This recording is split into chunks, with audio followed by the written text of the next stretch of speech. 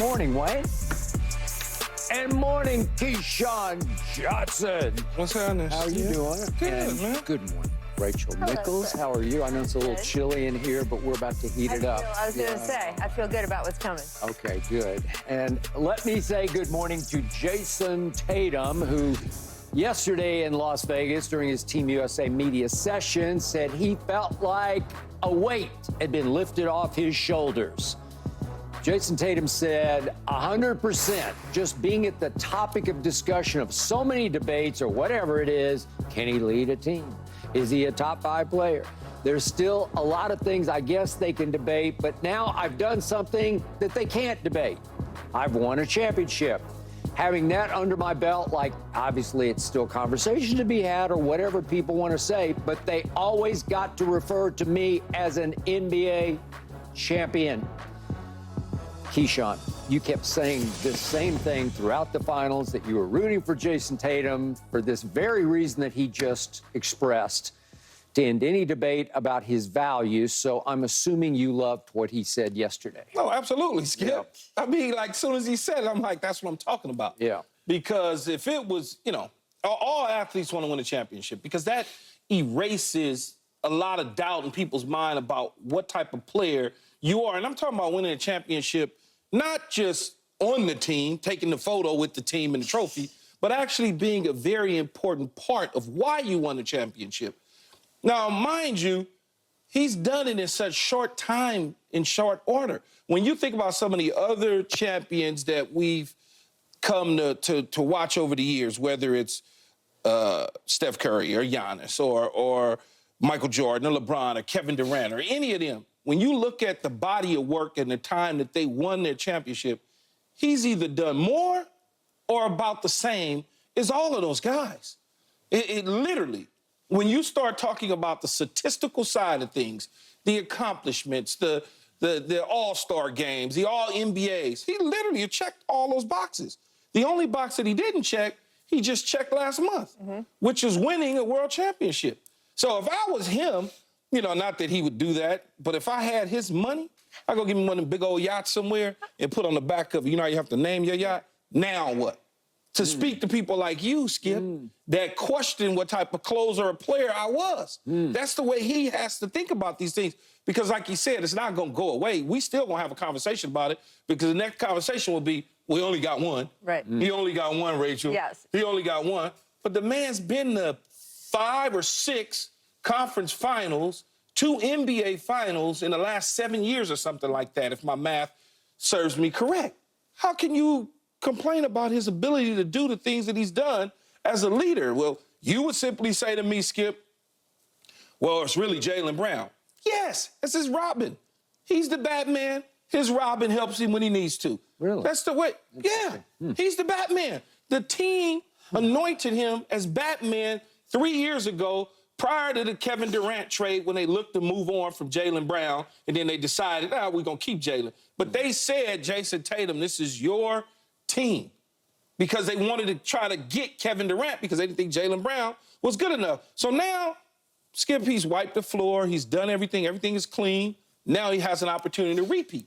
That's really, I love it. I mean, look at the numbers. Okay, so the last 5 seasons in points, he's first. 362 more than any player the last 5 seasons. And in wins, he's first. 11 more than any other player. So he's done his job. I don't even know why people would even still be talking about whether or not he belongs. Belongs where? Wherever. Yeah. Wherever. Pick it. We can't put him in an all-time great because he's not done yet. He's probably got another 12 years of basketball left in his body. But when you start looking at saying, will he go down as one of the greatest to ever play? What, you gonna say no? You can't say no to that. No. So what else, if he goes down as one of the greatest to ever play, Skip, what else is there, what other box? Okay. I'll speak in a minute, but go ahead, Rachel. I don't know exactly what the boat would say, Keyshawn, but he did come out at the Celtics championship party the night that they won, and the first thing he said to the crowd is, what are they going to say now? Okay, that's what I are they would gonna put on the say back now? of it. What are they going to say Right? now? So he's there. Look, the 2 things that he identified as his criteria, right, are top 5 player And I don't think there's any question that he's considered that right now. Only in that, you know, he was top 5 on my ballot, All NBA first team, and clearly with the rest of the NBA media felt the same since he was top 5 first All NBA. He's been consistent, as you say, about what he has accomplished. And then, you know, the second thing is a guy who has led his team to a championship.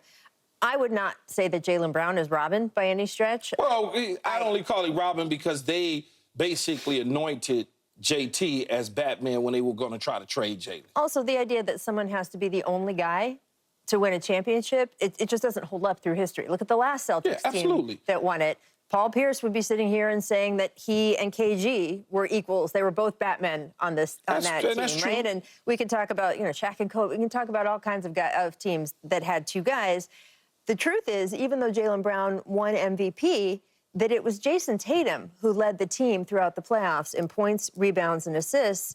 And if you want to have an idea of how rare that is, when I first saw that stat, I thought, oh, all the good players on the team must be the ones who lead their teams in playoff runs for that much. He's only the 6th guy to ever do that. And the other names are Jokic, LeBron, Duncan, Olajuwon, and Larry Bird. So he is in very rare company in terms of what we all say we wanted to think about was, can you lead a team through the playoffs? Can you win a championship? And he's done all of those things. I mean, you said his 7-year career, 6 All-Star appearances, 3 All-NBA first team. He's dropped 51 and 46 in playoff games, an NBA title, 5 conference finals appearances. And, you know, when you look at NBA history already, he is only 26, and he probably has 12 more years of basketball. But already, the only people in NBA history who have scored as much as him at this age, LeBron, KD, Carmelo, Tracy McGrady, and Kobe. Pretty good names. So he is on track with those guys. Doesn't mean he's going to become one of those guys. He's got a long way to go, but that is what he is on track for. Okay. You make great points. You make great points. I got no issue with anything you just said because Jayson Tatum is really, really good. There is no doubt about that. And he is undoubtedly a champion forever and ever, never to be taken away from him. Can't take that part away. All I ever said was, I've sat in the same seat and first guessed this for 3 years, not 2 years or 1 year. For 3 years, I sat right here and I said, I'm sorry, he's not the best player on his own team. He's just not. I know every night that I'm rooting against Boston, and you hate Boston like I hate Boston, and I root against him, I pick against him, and I'm watching, and the guy who terrorizes me, who makes me sweat watching the game, is always the other guy. Take nothing away from Jayson Tatum because he's really, really good. And he's also really, really tall because I think, like Paul Pierce says, he's like a full 6'10" and long. Yeah. And it's hard to deal with that on a nightly basis. It's so long and so skilled. And he's such a good kid, and he's still a kid to me at 26. Yeah. But he plays hard. He's got all the right intangibles. But the closer on that team, the guy who strikes fear in my heart, is the other guy. And I've always felt sorry for the other guy because he had to play in a shadow that was inflicted upon him by the team because they coronated Jayson before he really did too much, just because he was Jayson Tatum from Duke and he was high pick, and we get that. And we all thought coming out of it like he's going to be really, really good. The point is, I was rooting harder for Jaylen Brown through these playoffs because he did some things that astonished me and made me very happy for him. Because who was the MVP of the Eastern Conference Finals? It wasn't Jayson Tatum, it was Jaylen Brown. Who was the MVP of the NBA Finals? It was Jaylen Brown. I was like, whoa, it's beautiful to watch because he deserved that, and I thought he earned that because the biggest shots made in the playoffs and then in the finals were made by Jaylen Brown. And I don't think he's Robin. I'm not saying he's Batman. Maybe you could say they're co-Batman. Whatever you want to call it. You want to call it co-Batman, call it co-Batman. Co-Batman. I've never seen a show with 2 Batmans, though. Okay, I haven't either. I've seen 2 Batmans on one team, though. Okay, so. You have. And it's hard for me to say Jayson Tatum's a Robin because he's not a Robin. But the other guy is really good in different ways because the other guy is explosively athletic in ways I don't think Jayson Tatum is. In the end, I'm talking about explosive athleticism with fire in belly. Where I look at Jaylen Brown's face and I say, he scares me because he is a cold-blooded killer.